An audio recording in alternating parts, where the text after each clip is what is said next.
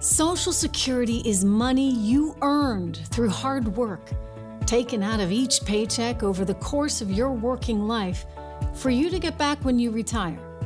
Nearly 1 in 5 U.S. residents, about 67 million Americans, receive Social Security payments. This income is critical to the financial security of millions of older Americans, and an essential part of retirement planning for seniors. More than 22 million Americans over the age of 65 live in families that rely on Social Security for at least half of their income. Another 10 million rely on the program for more than 90% of their income. In addition, seniors who receive Social Security payments use this money to buy goods and services. Everything from groceries to clothing, from upkeep of their homes to travel. Contributing more than $1.1 trillion to the American economy every year, which supports small businesses and employers in every community across this nation. Look, you've worked hard. You've paid into Social Security, so it's only fair for you to expect to get the money you've earned. AARP is fighting to protect Social Security as an investment in America's future. Despite the overwhelming popularity of Social Security and its critical importance as a source of earned income in retirement for older Americans, this program faces historic challenges, requiring real leadership and real solutions. Without action from policymakers in Washington, the trust funds that pay for Social Security could run short of money in the next decade, putting Social Security at risk and threatening damaging cuts to the income you've earned. That's why AARP is raising the profile of Social Security as a critical issue in the 2024 presidential election. Steps must be taken to protect Social Security now before it's too late. Voters like you can help. You can help ensure the Social Security income you've earned is there when you retire and there for future generations by supporting candidates for elected office who offer clear support for protecting and strengthening Social Security and a concrete plan to safeguard this program into the future without damaging cuts. Over the next 30 minutes, AARP will bring you the information and the answers that you need to decide who will earn your vote. In 2024, it's going to be up to you, the voter, to determine if a candidate's plan to protect and to strengthen Social Security will earn your vote. Take a listen.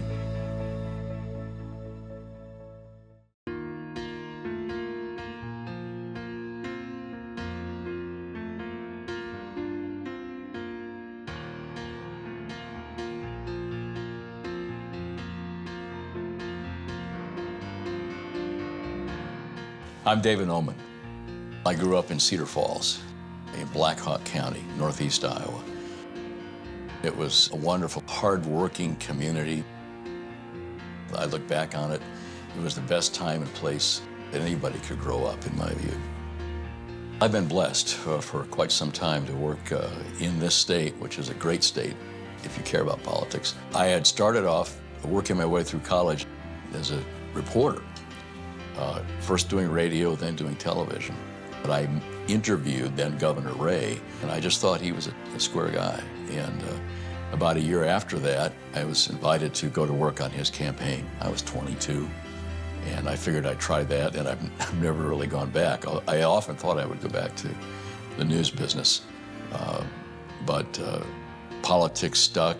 I served as co-chair of the Iowa Republican Party for 8 years.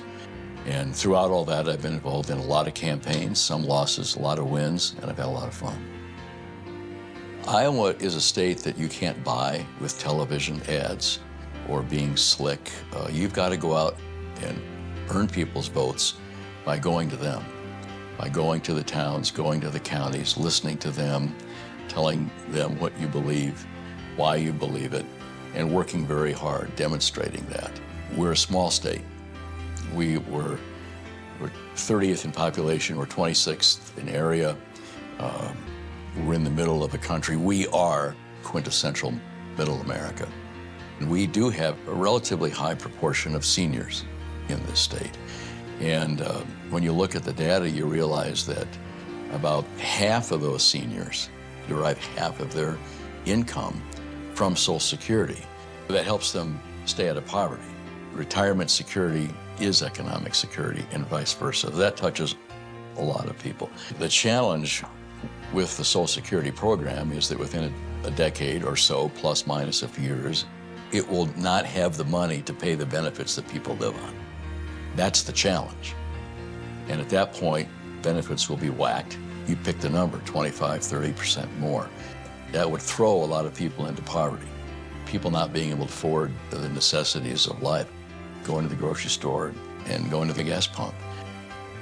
We've already blown the last 20 years talking about this issue, surfing this issue, and not coming anywhere close to a serious answer. How many more cycles can we afford to not answer that question? Candidates should tell us where they stand on the issue of sustaining the safety net that's been around for 3 generations. It's called Social Security. Iowans do deserve that kind of clarity. Given the demography of our state, given the fragile status of the Social Security system, this is very important to them. And so between now and caucus time, they've got to go to the events. They've got to ask the questions. They've got to write letters to the editor. They've got to tell people who call them what they're interested in and drive this narrative, drive this conversation between now and January so that people at least are talking about it. And then we can ideally have a conversation about who's got the best idea. Good ideas have bubbled up. It's time to dust some of them off. Time to look at what works elsewhere. Figure out how this can be solved. This is your bellwether issue. To demand that the candidates and the campaigns around them talk about this and put it out in the public square with their ideas, how they would fix it, improve it over time. And it all comes down to leadership. Can a president decide, I'm going to focus on this as one of the top 2 or 3 things in my 4 years and give it my best effort and bring people around? Let's assume you win the Iowa caucuses, New Hampshire and other states, and that you're the nominee and you're the president. Are you going to be willing to take on this issue? Yes or no? Throughout its 87-year history, the freedom to access Social Security income and the financial stability of the program have been strengthened under the leadership of several presidents, including Dwight Eisenhower and Ronald Reagan.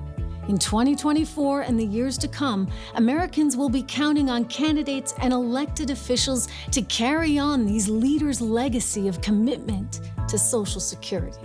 In Iowa, more than 1 in 5 Hawkeye state residents receive Social Security payments.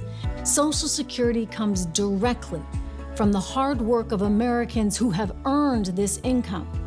Now let's hear from some of those Americans who have shared their own stories on the critical importance of Social Security to their lives and to their communities.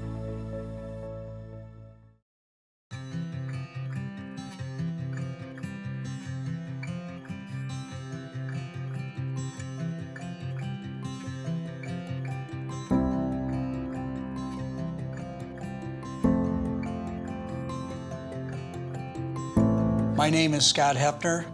I'm from Primgar, Iowa.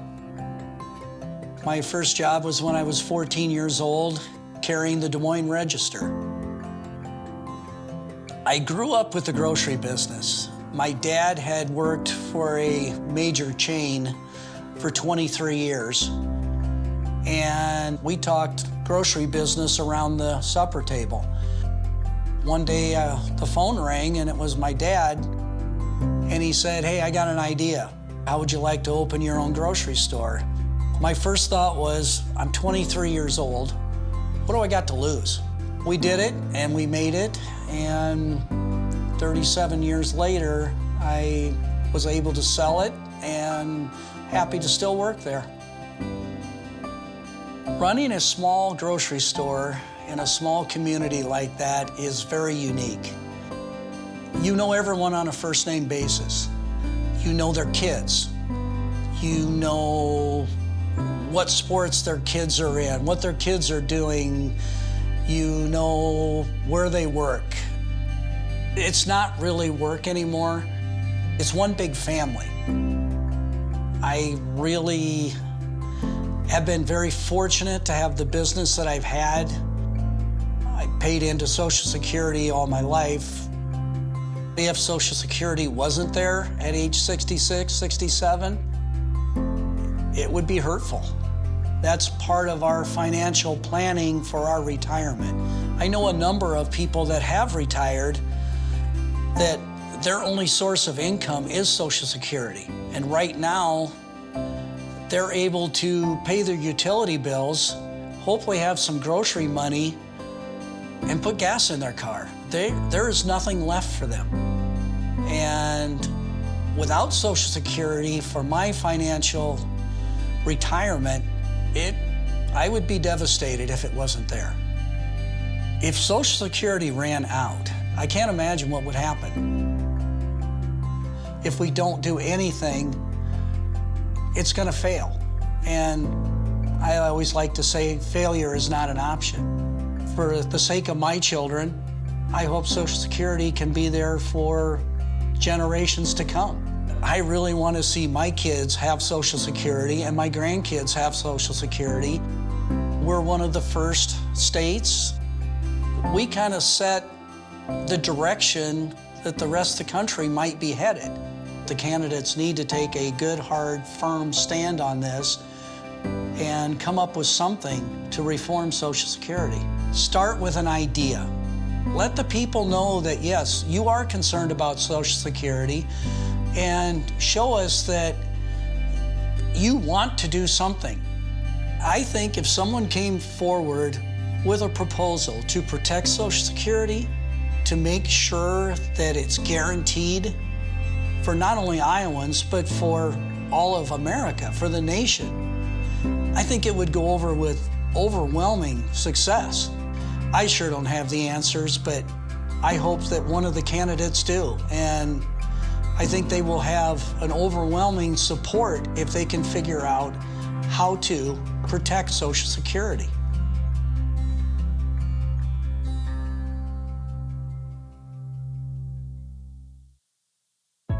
We've heard from local political leaders on the importance of clear support for Social Security from the candidates for president, as we've heard from older Americans on what Social Security means to them, to their families, and to their communities.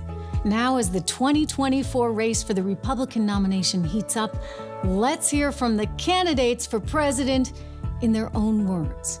Over the last several weeks, AARP caught up with GOP presidential hopefuls on the campaign trail. Each candidate was given 2 minutes to respond to the same question: what is your position on Social Security, and what will you do to protect and strengthen the program if elected to the nation's highest office? Here's what they had to say.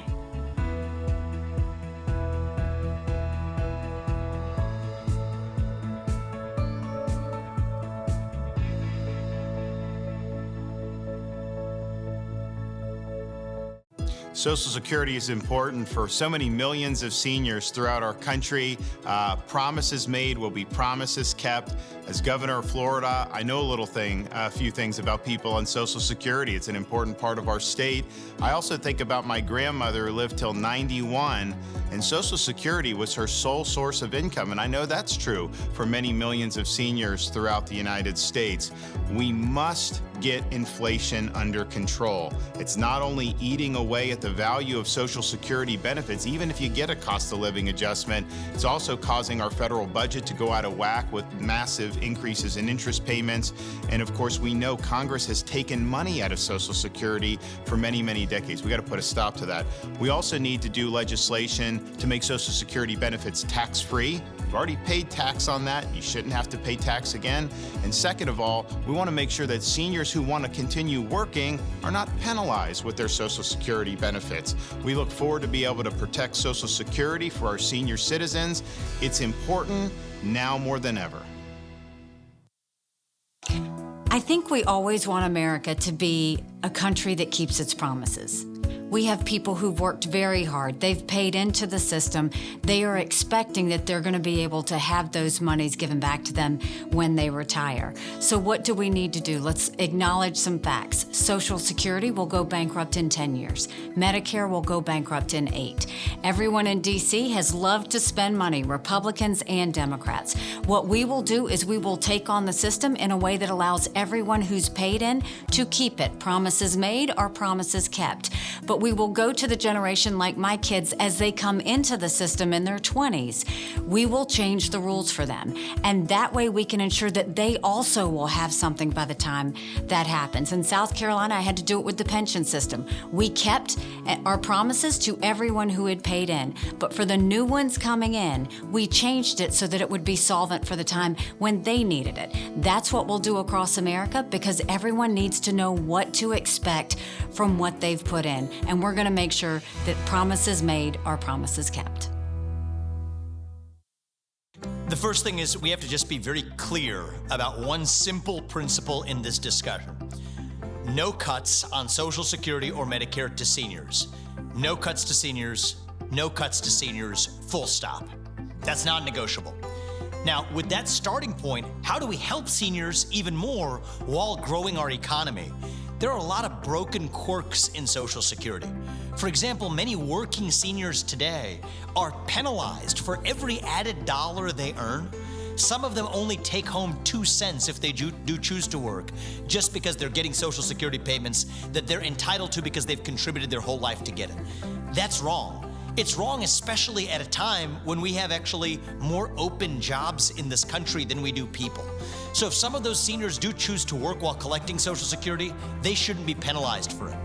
But that also helps the country on the fiscal problems too, because we can grow our way out of our problems.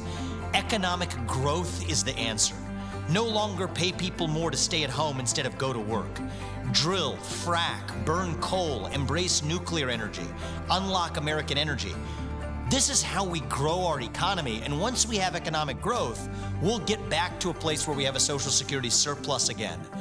And then when we do, I think we have to be honest about learning from a prior mistake. 20 years ago, we should have allowed people to actually invest their Social Security money, or the government to invest Social Security money in the same way that we would have allowed a private citizen to do in the stock market and in bonds and otherwise.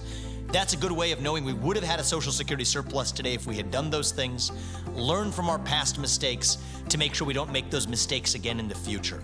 And by the way, as it relates to Medicare too, get rid of the bureaucracy, put the money back in the hands of people. This is how we advance without making a single cut for seniors. Social Security belongs to you, the American people, not to the politicians in Washington, D.C. As president, I stood up for all of the things that we wanted, but I stood up like no career politician has ever done, and I protected Social Security and Medicare for our great seniors, 100%. I stood strong against the far-left plan to destroy Medicare, and I stood up very, very strongly to those who wanted to cut Social Security and raise the retirement age, and there are many people who wanted to do that, gutting the benefits you earned and frankly, that you paid for. As your president, I will continue to protect Social Security and Medicare. That is my promise to you. I give you that promise. I will stop the D.C. politicians who want to mess with Social Security, and I will always defend American seniors. Thank you very much. Thank you so much for joining me and AARP for this very special program on the importance of Social Security as a critical issue in the upcoming 2024 Republican presidential caucuses. As an American, you pay into Social Security your entire working life. And AARP has your back by working to make sure you get the money you earned when you retire. Whether or not you agree with everything AARP does, I'll tell you this: you can trust them to fight for the Social Security you and your family have earned, and to get the answers you need as you weigh the candidates for president before you caucus. You can get more information on solutions to protect Social Security, learn more about the importance of the program in the upcoming 2024 elections, and re-watch the candidates share their positions at aarp.org/vote. And remember, make your voice heard. Exercise your right to vote.